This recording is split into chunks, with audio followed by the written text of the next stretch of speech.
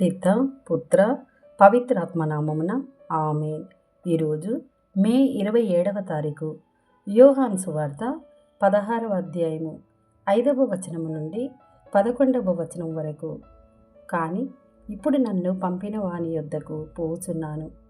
మీలో ఎవడను నీవు ఎక్కడకు పోవుచున్నావు అని నన్ను అడుగుటలేదు. నేను మీకు ఈ విషయములు చెప్పినందువలన మీ హృదయములు దుఃఖముతో నిండి ఉన్నవి. అయినను నేను వెళ్ళుట మీకు శ్రేయస్కరమని మీతో నిజముగా చెప్పుచున్నాను. నేను వెళ్ళనిచో ఓదార్చువాడు మీ యొద్దకు రాడు. నేను వెళ్ళినచో ఆయనను మీ యొద్దకు పంపేదను.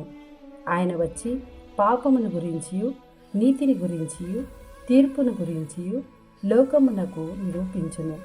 పాపమును గురించి ఎందుకనా వారు నన్ను విశ్వసించుటలేదు.